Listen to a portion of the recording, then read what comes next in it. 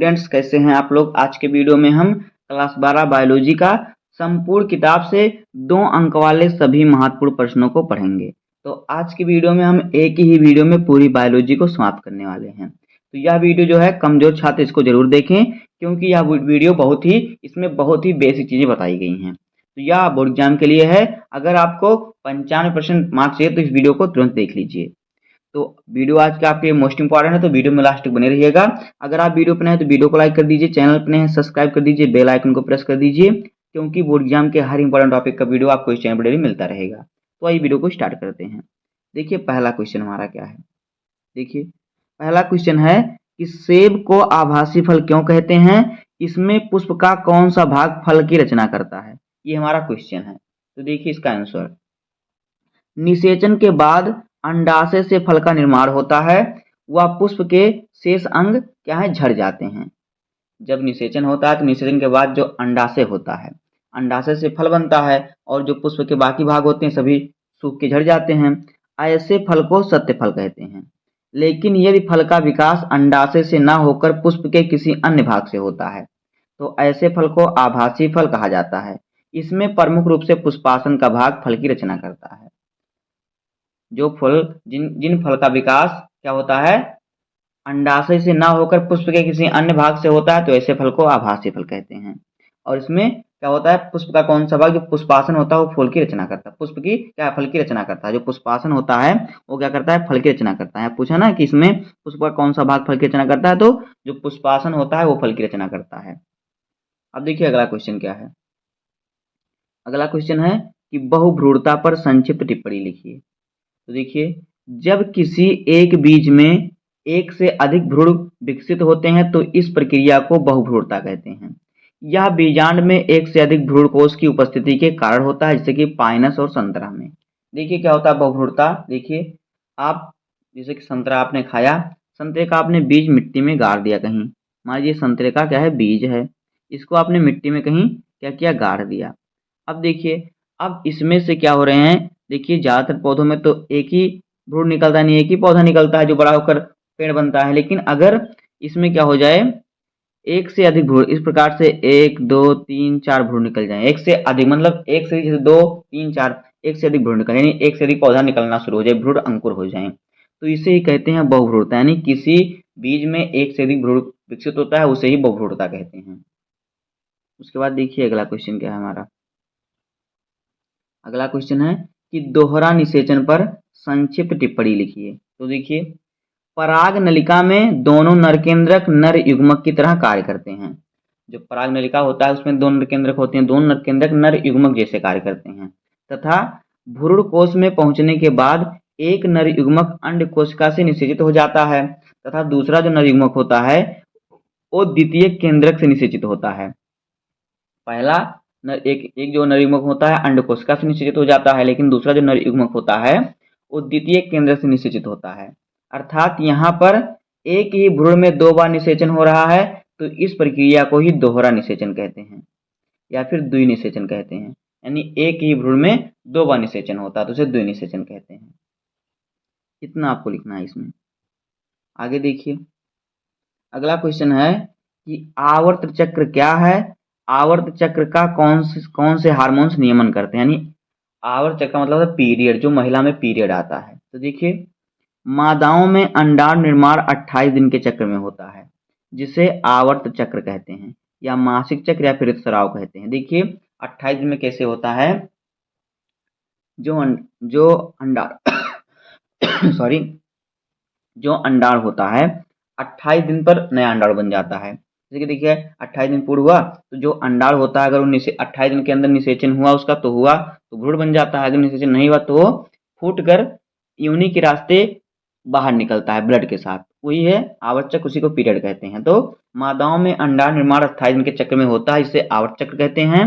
प्रत्येक स्त्री में यह 12 से 13 वर्ष की आयु में प्रारंभ हो जाता है तथा 45 से 55 वर्ष की आयु में खत्म हो जाता है। इसका शुरुआत कब होता है, जब लड़की 12 से 13 साल की हो जाती है तो इसका शुरुआत हो जाता है, और जब वो 40 से 45 55 की होती है तो ये समाप्त हो जाता है।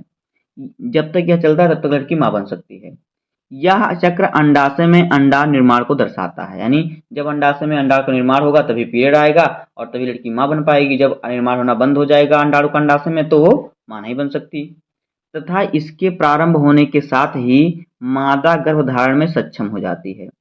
आवर्त चक्र का नियमन करने वाले हार्मोन्स, एक एलएच हार्मोन्स होता है और एक होता है एफएसएच हार्मोन्स, ये आवर्त चक्र का नियमन करते हैं। आगे देखिए, अगला क्वेश्चन है कि अपरा क्या है, अपरा के मुख्य कार्य लिखिए। तो देखिए, वह अंग जिसके द्वारा गर्भाशय में स्थित भ्रूण के शरीर में माता के रक्त से पोषण पहुंचता है और भ्रूण वृद्धि करता है, उस अंग को अपरा या प्लेसेंटा कहते हैं। अपरा क्या होता है? अपरा वह अंग होता है जिसके द्वारा गर्भाशय में स्थित जो भ्रूण होता है, जो भ्रूण पेट में होता है माँ के, जैसे कि माँ के पेट में अगर बच्चा है तो उसे भ्रूण कहते हैं, बाहर निकलने के बाद उसे शिशु कहेंगे। तो जो भ्रूण होता है वो शरीर में माता के रक्त से यानी माता के खून से पोषण पहुंचाता है, जो अपरा होता है, और भ्रूण की वृद्धि करता है। देखिए इसके कार्य, इसके द्वारा भ्रूण को पोषण एवं ऑक्सीजन प्राप्त होता है। उसका दूसरा है, इसके द्वारा उत्सर्जित पदार्थ भ्रूण में रुधिर में पहुंचता है। देखिए जो उत्सर्जित पदार्थ होता है, जो मतलब जैसे जो वेस्ट पदार्थ होता है, तो इसके द्वारा उत्सर्जित पदार्थ भ्रूण से क्या होता है, भ्रूण से माता के रुधिर में पहुंचता है, जिससे बाहर निकलता है। ग वाला है कि अपरा द्वारा स्रावित हार्मोन्स गर्भाशय बनाए रखने और शिशु को जन्म देने में क्या होता है, सहायक होता है। ये होता है अपरा का कार्य। अब आगे देखिए, अगला क्वेश्चन है कि चिकित्सीय संगर्भता समापन से आप क्या समझते हैं। तो देखिए इसका उत्तर, देखिए यह एक ऐसी प्रक्रिया होती है जिसमें गर्भ अवधि पूर्ण होने से पहले ही गर्भपात करा दिया जाता है, यानी समय पूर्ण होने से पहले ही बच्चे को गर्भ में ही मारकर उसे निकलवा देते हैं। यह प्रक्रिया प्रथम तिमाही यानी पहले शुरुआती के 3 महीने के अंदर करवा सकते हैं अथवा 12 सप्ताह तक ही सुरक्षित होती है। इस प्रक्रिया का उद्देश्य बलात्कार, असुरक्षित यौन संबंध से उत्पन्न अनचाहा गर्भ, शिशु में जन्मजात रोग आदि दशाओं में, यहाँ पे देखिए रहेगा दशा, तो याद दशाओं में गर्भ समापन करना होता है। लेकिन आज के समय में इसका दुरुपयोग कन्या भ्रूण हत्या में हो रहा है। देखिए आज समय जो चिकित्सा क्या होता है, इससे क्या होता है, इससे अनचाहे गर्भ को गर्भपात करा सकते हैं। ये प्रोसेस की शुरुआती के 3 महीने तक ही सुरक्षित होता है, फिर 12 सप्ताह तक। तो देखिए इसमें क्या होता है, इसमें अगर किसी को बच्चा भी नहीं चाहिए और प्रेग्नेंट हो गई तो इसके लिए ये सभी जो हैं प्रक्रिया बनी हुई है। लेकिन इसका आजकल दुरुपयोग हो रहा है। कैसे? लोग पहले चेक करा लेते हैं कि लड़का है पेट में कि लड़की है। अगर भ्रूण लड़का है तो उसे जन्म देते हैं, अगर लड़की है तो उसका हत्या करा देते हैं, जिसे सरकार ने गैर कानूनी बताते हुए इस पर रोक लगाने का भी कानून बनाया है। आगे देखिए, अगला क्वेश्चन है कि उल्ब भेदन या एमनियोसेंटेसिस पर संक्षिप्त टिप्पणी लिखिए। तो देखिए यह एक ऐसी तकनीकी है जिसका उपयोग करके गर्भ अवस्था में भ्रूण की गुणसूत्र असामान्यता तथा अन्य व्यवस्था की जानकारी के लिए किया जाता है। देखिए उल्ब भेदन एक ऐसी प्रक्रिया है तकनीकी जिसका उपयोग करके गर्भ अवस्था में शिशु की गुणसूत्र यानी उसे गुणसूत्र में कोई असमानता या कोई उसे रोग है उसकी जानकारी प्राप्त होती है। इसमें क्या होता है, इसमें गर्भाशय से एमनियोटिक द्रव को इंजेक्शन के द्वारा निकाला जाता है तथा इस द्रव का नमूना लेकर इसमें गुणसूत्र की असमानताओं का निरीक्षण किया जाता है। लेकिन इसके द्वारा लिंग की भी जांच हो जाती है। इसके द्वारा ये पता चल जाता है कि जो भ्रूण है वो मादा है कि नर है। यही कारण है कि आजकल इस तकनीकी का दुरुपयोग कन्या भ्रूण हत्या के लिए भी किया जाने लगा है। इसका भी उपयोग क्या होता है, दुरुपयोग हो रहा है कन्या भ्रूण हत्या के लिए। तो भारत सरकार ने इस पर भी गैरकानूनी घोषित करके रोक लगा दिया है। आगे देखिए, अगला क्वेश्चन है मधुमक्खी में लिंग निर्धारण कैसे होता है। देखिए उत्तर, मधुमक्खी में 3 प्रकार की मधुमक्खियां होती हैं। नंबर 1 रानी मधुमक्खी, दूसरा श्रमिक मधुमक्खी और तीसरी नर या ड्रोन मधुमक्खी। ये 3 प्रकार की मधुमक्खियां होती हैं। देखिए आगे, देखिए जो रानी मधुमक्खी होती है, रानी मधुमक्खी का विकास निषेचित अंडे से होता है और श्रमिक मधुमक्खी का विकास भी निषेचित अंडे से होता है, जबकि जो नर मधुमक्खी होता है उसका विकास अनिषेचित अंडे से होता है। रानी मधुमक्खी और नर मधुमक्खी का काम सिर्फ संतान उत्पन्न करना होता है, जबकि जो श्रमिक मधुमक्खी होती है उसका काम फूलों से मधुर रस को इकट्ठा करना होता है। श्रमिक मधुमक्खी क्या होती है, इसमें क्या होता है, जो श्रमिक मधुमक्खी उसका लैंगिक अंग क्या होता है, अविकसित होता है। जैसे कि मनुष्यों में होते हैं छक्के होते हैं जिनका लैंगिक अंग अविकसित होता है, उसी प्रकार जो श्रमिक मधुमक्खी होती है वो भी उसका भी लैंगिक अंग अविकसित होता है, पूरी तरह विकास में। तो मान लीजिए कि वो मतलब कि मधुमक्खियों में वो एक प्रकार के छक्के हैं इस प्रकार से। तो इसका भी क्या होता है, जो श्रमिक मधुमक्खी होती है इसका भी जो है लैंगिक अंग विकसित नहीं होता, अविकसित रहता है। इसका काम सिर्फ होता है फूलों से रस इकट्ठा करना और बच्चे पैदा करना नर और रानी मधुमक्खी का कार्य होता है। आगे देखिए, अगला क्वेश्चन है कि डाउन सिंड्रोम किसे कहते हैं, इसे मंगोली जड़ता क्यों कहा जाता है। तो देखिए, जब गुणसूत्र की संख्या में अनियमितता होती है अर्थात गुणसूत्र की संख्या 46 के बजाय 47 हो जाती है, तो इसके कारण उत्पन्न रोग को डाउन सिंड्रोम कहते हैं। ऐसे व्यक्ति का सिर गोल, होंठ नीचे की ओर लटका हुआ, त्वचा खुरदरी, आंखें तिरछी तथा मुंह हर समय खुला रहता है और मुंह से हमेशा लार निकलता रहता है। ये मंदबुद्धि होते हैं तथा इस रोग से पीड़ित व्यक्ति मंगोलों की भांति दिखाई देते हैं। इसी कारण इसे मंगोली जड़ता कहा जाता है। देखिए, सामान्य मनुष्यों में 46 गुणसूत्र होता है, 46 यानी कि 23 जोड़ी गुणसूत्र होता है। लेकिन अगर एक गुणसूत्र बढ़ जाए, 47 हो जाए, तो डाउन सिंड्रोम रोग हो जाता है। तो इसमें क्या होता है, एक गुणसूत्र बढ़ जाता है जिससे क्या होता है, ये मंगोली जड़ता इनको इनको क्या होता है, मंगोल हो जाता है, इनकी बुद्धि कम हो जाती है, इनकी त्वचा खुरदरी हो जाती है, इनका दिमाग कम रहता है, होंठ लटका हुआ रहता है, सिर गोल की जगह चिपटा रहता है। अब आगे देखिए, अगला क्वेश्चन है कि डीएनए फिंगरप्रिंटिंग पर संक्षिप्त टिप्पणी लिखिए। तो देखिए, डीएनए फिंगरप्रिंटिंग एक ऐसी तकनीकी है जिसके द्वारा किसी खूनी, बलात्कारी, अपराधी तथा पैतृक की जांच की जाती है। इस तकनीकी में व्यक्ति के डीएनए में पाए जाने वाली विभिन्नताओं का पता लगाया जाता है। इसे सर्वप्रथम एलेक्स जेफरी नामक वैज्ञानिक ने पता लगाया था। डीएनए फिंगरप्रिंटिंग के लिए व्यक्ति के रुधिर, लार, बाल, वीर, योनि द्रव या अन्य पदार्थ से भी डीएनए लेते हैं तथा इसी प्रकार दूसरे व्यक्ति का डीएनए भी लेते हैं और उसमें दोनों में क्या कहते हैं, समानता देखते हैं। अब आगे देखिए, अगला है कि अवशेषी अंग क्या है, मनुष्य के किन्हीं दो अवशेषी अंगों के नाम लिखिए। तो देखिए, जीवधारी के पूर्वकालिक यानी पहले समय में क्रियाशील अंग जो जीवधारी द्वारा उपयोग में न किए जाने के कारण अवशेषी हो गए और भविष्य में समाप्त हो जाएंगे, ऐसे अंग को अवशेषी अंग कहते हैं। देखिए, बहुतों का मानना है कि पहले मनुष्यों में भी पूंछ होता था, तो उसका कोई उपयोग नहीं हुआ, तो इसलिए पूंछ धीरे धीरे समाप्त हो गया। इसी प्रकार से क्या है, बाल, नाखून, अक्लदाढ़ और फिर कान की पेचा जो है, इनका कोई प्रयोग नहीं हो रहा है, इसको हम लोग उपयोग नहीं करें, तो ये अवशेषी अंग हैं, बाद में क्या हो जाएंगे, भविष्य में 1000-2000 साल के बाद खत्म हो जाएंगे, विलुप्त हो जाएंगे। मनुष्य में पाए जाने वाले कुछ अवशेषी अंग इस प्रकार हैं। कर्ण पल्लव पेशिया, जो कान के बाहर पेशिया निकली हुई है, शरीर पर बाल, अक्लदाढ़ यानी दाढ़ी, कृमि रूप परिशेषिका, ये सभी क्या है, अवशेषी अंग हैं। आगे देखिए, अगला है कि टीकाकरण पर संक्षिप्त टिप्पणी लिखिए। तो देखिए, मृत निष्क्रिय सूक्ष्मजीवों या उनके उत्पाद से बने अर्थात टीके को शरीर में प्रवेश कराने की प्रक्रिया को ही टीकाकरण कहते हैं। मृत या निष्क्रिय सूक्ष्मजीवों या उनके उत्पादों से बने पदार्थ जो टीके को शरीर में प्रवेश कराने की प्रक्रिया होती है, उसे ही टीकाकरण कहते हैं। टीकाकरण विभिन्न प्रकार के रोगों जैसे कि पोलियो, डिप्थीरिया, काली खांसी, टिटनेस, चेचक आदि रोगाणुओं के विरुद्ध सक्रिय उपार्जित प्रतिरक्षा प्रदान करता है। टीका स्मृति भी तथा कोशिकाएं बनाते हैं जो रोगजनक को शीघ्र ही पहचान लेते हैं तथा प्रतिरक्षा बना लेते हैं। अब आगे देखिए,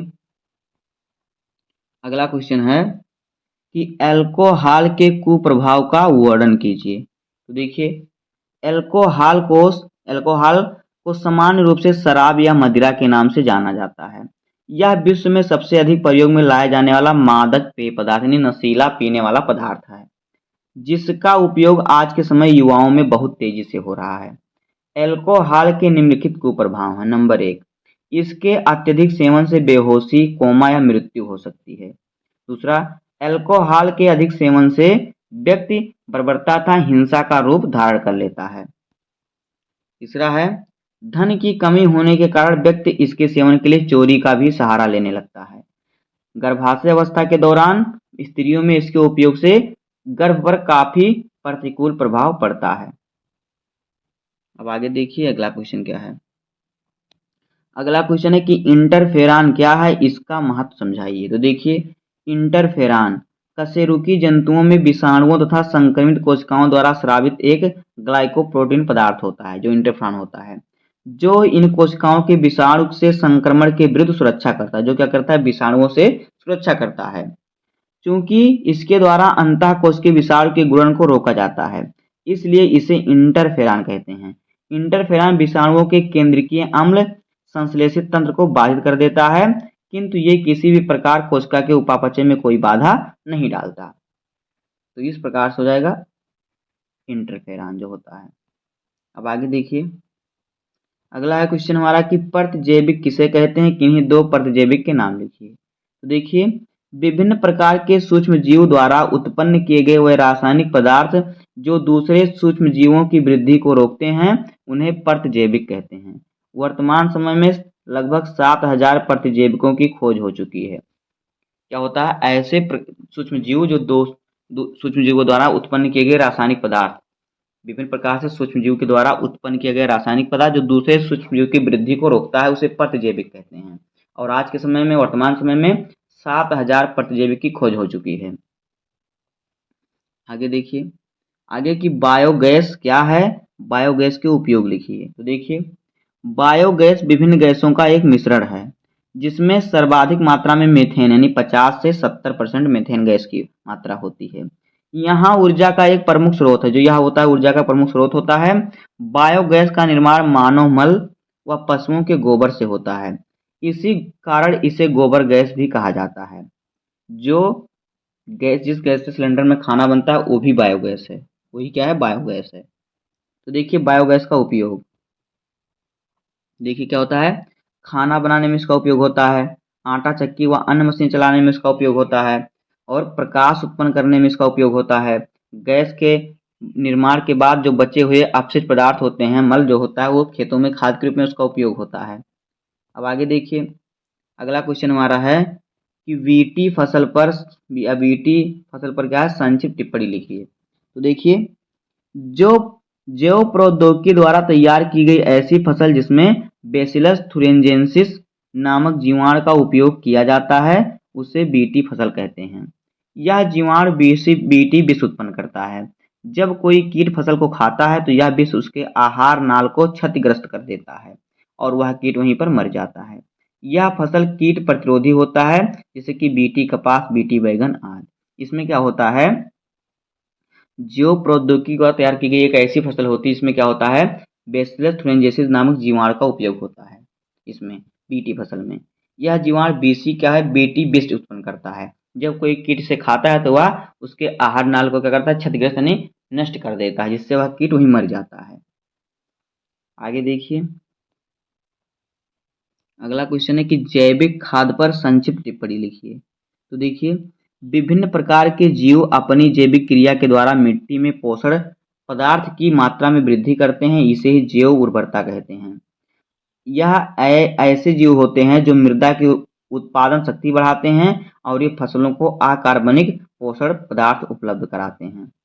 जैसे कि देखिए क्या है, जैसे कि राइजोबियम, नॉन-स्टॉक, एनाबीना आदि। ये रासायनिक उर्वरक की तुलना में अत्यधिक उपयोगी होते हैं, क्योंकि ये रासायनिक उर्वरक से सस्ते होते हैं तथा मृदा की उर्वरता शक्ति को नष्ट नहीं होने देते। जबकि रासायनिक उर्वरक के उपयोग से दिन प्रतिदिन मृदा बंजर हो रही है, जो मिट्टी है बंजर हो रही है, साथ ही पर्यावरण पर भी क्या है, बुरा प्रभाव पड़ रहा है, जो हम लोग रसायन डालते हैं, खाद डालते हैं खेतों में।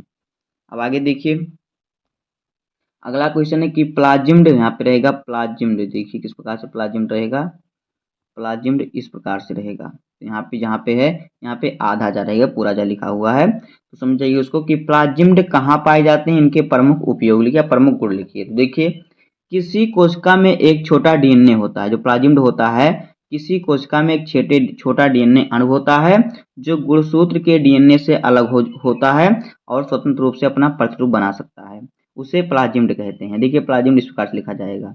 यह अधिकतर बैक्टीरिया में छोटे गोलाकार दो रज्जों वाले डीएनए अणुओं के रूप में मिलते हैं। अब देखिए प्लाज्मिड के गुण, देखिए इसके गुण क्या होते हैं। इसमें स्वतंत्र रूप से प्रतिकृतिकरण की क्षमता होती है। ये स्वतंत्र रूप से वंशागत होते हैं। इन पर प्रतिजैविक प्रतिरोधक जीन उपस्थित होते हैं। अब आगे देखिए, अगला है कि पीसीआर पर संक्षिप्त टिप्पणी लिखिए। तो देखिए पीसीआर एक ऐसी विधि है जिसके द्वारा कम समय में जीन की कई प्रतिकृतियां का संश्लेषण किया जाता है। इस कार्य के लिए एक विशेष उपकरण थर्मल साइक्लर का उपयोग होता है। पीसीआर चक्र में विशेष रूप से 3 चरण होते हैं: निष्क्रियकरण, तापानुशीलन और विस्तार। अब आगे देखिए, अगला क्वेश्चन है कि बायोरिएक्टर पर संक्षिप्त टिप्पणी लिखिए। तो देखिए बायोरिएक्टर एक बड़े बर्तन के समान होता है जिसमें सूक्ष्मजीवों, पादपों, जंतुओं या मानव कोशिकाओं के संवर्धन से प्राप्त कच्चे पदार्थों को जैविक रूप से विशिष्ट उत्पादों तथा एंजाइमों आदि में परिवर्तित किया जा सकता है। बायोरिएक्टर वांछित उत्पाद की प्राप्ति के लिए अनुकूल परिस्थितियां, ताप, पीएच मान, विटामिन, लवण तथा ऑक्सीजन आदि उपलब्ध कराता है। विडोलक और सर्वाधिक उपयोग में किया जाने वाला क्या है, बायोरिएक्टर है। बायोरिएक्टर क्या होता है, बायोरिएक्टर एक बड़ा बर्तन के समान होता है जिसमें क्या होता है, सूक्ष्मजीव, पौधे, जंतु, मानव कोशिकाओं के संवर्धन के लिए क्या कच्चे पदार्थ को जैविक रूप से उत्पाद एवं एंजाइम में उसको एंजाइम या पदार्थ में कहते हैं बदला जाता है। बायोरिएक्टर जो होता है उत्पाद प्राप्त के लिए क्या है, अनुकूल परिस्थितियां, तापमान, पीएच मान, विटामिन, लवण, ऑक्सीजन आदि उपलब्ध कराता है। आगे देखिए हमारा है पारजीनी जंतु किसे कहते हैं। देखिए ऐसे जंतु जिनके जीन में जीनी अभियांत्रिकी के द्वारा फेरबदल करके एक अतिरिक्त जीन प्रवेश करा दिया जाता है उसे पारजीनी जंतु कहते हैं। यह जीन अपना लक्षण व्यक्त करता है तथा इसमें एक नई प्रजाति का विकास हो जाता है, जैसे कि डॉली भेड़, कागा गाय, मीरा बकरी आदि। इनका उपयोग समान शरीर की क्रियाशील व विकास, रोगों का अध्ययन, जैविक उत्पाद एवं टीका आदि के लिए किया जाता है। देखिए जो पारजीनी जंतु है, जैसे कि आप लोग देखते होंगे वीडियो में चीन में कितनी बड़े बड़े गन्ने होते हैं, चीन और जापान में। तो उन्होंने चीन वालों ने क्या किया, जो हम लोग के यहाँ बांस होता है, बांस का जो है डीएनए यानी गुणसूत्र जो होता है उसको गन्ने में डाल दिया, तो जो गन्ना है वो बांस की तरह बड़ा बड़ा होने लगा। इसी प्रकार से एक और प्रजाति बन गया, जैसे कि गन्ना नॉर्मल होता है, अब गन्ना और बांस मिलकर एक अलग प्रजाति बन गया गन्ने का। तो इसी प्रकार से जो कागा गाय है, मीरा बकरी है, डॉली भेड़, ये सभी इसी प्रकार से डीएनए से बनाए गए हैं। आगे देखिए, अगला क्वेश्चन है कि जीन चिकित्सा पर संक्षिप्त टिप्पणी लिखिए। तो देखिए जीन चिकित्सा के अंतर्गत मानव में उपस्थित दोषपूर्ण जीन को स्वस्थ व क्रियाशील जीन में बदला जाता है। जीन चिकित्सा द्वारा किसी बच्चे या भ्रूण में चिन्हित किए गए जीन के दोषों का सुधार किया जा सकता है। इसमें रोगों के उपचार के लिए जीन को व्यक्ति की कोशिकाओं या ऊतकों में प्रवेश कराया जाता है जो निष्क्रिय जीन की क्षतिपूर्ति करके उसके कार्यों को संपन्न करता है। जीन चिकित्सा का पहला प्रयोग 1990 में एक 4 वर्षीय लड़की में एडिनोसिन डायमिनेज की कमी को दूर करने के लिए किया गया था। देखिए जीन चिकित्सा क्या होता है, जीन चिकित्सा के जो अंतर्गत होता है क्या होता है, मानव में उपस्थित जो दोष में कि कोई इसमें खराब जीन है तो उस जीन को सही किया जाता है, कोई जीन कार्य नहीं कर रहा उसको कार्य क्रियाशील में बदला जाता है। किसी जीन द्वारा के जो भ्रूण है, पेट में माँ के पेट में बच्चा है, उसमें कोई कमी है तो उसके द्वारा उसके जीन की सुधार की जा सकती है। अब आगे देखिए, अब देखिए क्या है, सहभोजिता पर टिप्पणी लिखिए। देखिए दो जीवों के बीच होने वाली यह एक ऐसी पारस्परिक क्रिया, जो सहभोजिता है, दो जीवों के बीच होने वाली ऐसी पारस्परिक क्रिया है जिसमें एक जीव को लाभ होता है लेकिन दूसरे जीव को ना लाभ होता है ना हानि होता है, सॉरी दूसरे जीव को ना लाभ होता है और ना हानि होता है। इस संबंध को सहभोजिता कहते हैं। जैसे कि आम के पेड़ पर आर्किड का पौधा, आर्किड यानी जो गांव में देखते होंगे आम के पेड़ पर बना का पौधा उगा रहता है, गांव में बना बोलते हैं, तो वही है आर्किड का पौधा। तो उससे क्या है, इसमें आर्किड को तो लाभ है लेकिन आम को इससे ना कोई नुकसान है ना कोई लाभ है। अब आगे देखिए, अगला क्वेश्चन है कि परजीविता पर संक्षिप्त टिप्पणी लिखिए। तो देखिए परजीविता क्या होता है, यहाँ पे देखिए ऐसे जीव जो दूसरे जीव के शरीर में रहकर अपना भोजन प्राप्त करते हैं, यहाँ पे रहेगा जीव। तो ऐसे जीव जो दूसरे जीवों के शरीर पर रहकर अपना भोजन प्राप्त करते हैं उन्हें परजीवी कहते हैं। परजीवीता दो जीवों के बीच होने वाली एक ऐसी पारस्परिक क्रिया है जिसमें एक जीव को लाभ होता है लेकिन दूसरे जीव को हानि होता है। जैसे कि क्या है, कह रहा है कि ऐसे जीव जो दूसरे जीव के ऊपर रहकर, दूसरे जीव पर रहकर, शरीर पर रहकर अपना भोजन प्राप्त करते हैं। जो जिसके शरीर पर रहेगा उसे तो हानि होगी, लेकिन जो शरीर पर रहेगा उसे तो लाभ होगा। तो ये दोनों जीव में से एक को क्या होता है, लाभ होता है, और एक को हानि होता है। अब ये क्या है, सहोपकारिता। सहोपकारिता पर संक्षिप्त टिप्पणी लिखिए। तो देखिए सहोपकारिता क्या है, यहाँ पे देखिए, सहोपकारिता दो प्रजातियों के बीच होने वाली ऐसी पारस्परिक क्रिया है जिसमें दोनों जातियों को एक दूसरे के कारण लाभ होता है, क्योंकि दोनों जातियां एक दूसरे पर निर्भर होती हैं। जैसे कि पादप और शैवाल में संबंध। सिर्फ जो पादप होता है वो क्या करता है, वो पोषण करता है, जल का अवशोषण करता है, और शैवाल क्या करता है, भोजन का निर्माण करता है। अब आगे देखिए, अगला है कि प्रतिस्पर्धा पर संक्षिप्त टिप्पणी लिखिए। तो देखिए, जीवों के बीच जीवों के बीच के स्थान, भोजन, जल, खनिज लवण तथा अन्य संसाधन के लिए जब संघर्ष होता है तो इस क्रिया को स्पर्धा या प्रतिस्पर्धा कहते हैं। जैसे कि जब अगर मान लीजिए भुखमरी आ जाए, सूखा आ जाए, तो मनुष्यों में भी क्या होगा, खनिज लवण खाने वाली चीजों के लिए क्या होगा, संघर्ष होगा मनुष्यों के बीच में। तो अगर ये एक ही जात के बीच में हो रहा है तो इसे कहते हैं अंतरजातीय स्पर्धा। अगर ये विभिन्न जातियों के बीच में हो रहा है, जैसे कि जानवरों में मनुष्यों के बीच हो रहा है, तो ये अंतरजातीय हो गया। सिर्फ जानवरों में हो रहा है तो ये क्या हो गया, अंतरजातीय। अगर जानवर मनुष्य दोनों में तो क्या है, विभिन्न जातियों के बीच में तो अंतराजातीय होता है। तो यहाँ देखिए, यहाँ पे जब यह स्पर्धा एक ही जात के जीवों के बीच होती है तब इसे अंतरजातीय स्पर्धा कहते हैं, लेकिन जब स्पर्धा विभिन्न जातियों के बीच होती है तो इसे अंतराजातीय स्पर्धा कहते हैं। अब आगे देखिए, अगला क्वेश्चन है कि खाद्य श्रृंखला पर संक्षिप्त टिप्पणी लिखिए। तो देखिए, किसी पारतंत्र में जीवों की वह श्रृंखला जिसमें एक जीव दूसरे जीव को खाता है तथा स्वयं को अन्य जीवों के द्वारा खाया जाता है, इस श्रृंखला को खाद्य श्रृंखला कहते हैं। खाद्य श्रृंखला के पोषक स्तर में ऊर्जा का प्रवाह एक निश्चित दिशा में होता है। देखिए, खाद्य श्रृंखला क्या होती है, खाद्य श्रृंखला होती है जिसमें एक जीव दूसरे जीव को खाता है और खुद भी दूसरे जीव द्वारा खाया जाता है। जैसे कि देखिए, मेढक है, कीट है, कीट को मेढक खाता है, मेढक को सांप खाता है, सांप को मोर खाता है, इसी प्रकार से मोर को भी कई जानवर खा लेते हैं। तो यही क्या है, खाद्य श्रृंखला है। एक जीव दूसरे जीव को खाता है, खुद भी दूसरे के द्वारा खाया जाता है। आगे देखिए, अब देखिए क्या है, अगला है वन्य जीव अभ्यारण्य क्या है। तो देखिए, वन्य जीव अभ्यारण्य एक ऐसा स्थान है जहां वन्य जीवों को संरक्षित यानी सुरक्षित रखा जाता है। वन्य जीव अभ्यारण्य का उद्देश्य केवल वन्य जीव का संरक्षण नहीं, उसका बचाव करना है। इसमें व्यक्तिगत स्वामित्व, लकड़ी काटना, पशुओं को चराना आदि की अनुमति नहीं दी जाती। इसकी स्थापना एवं नियंत्रण संबंधित राज्य सरकार के अधीन होता है।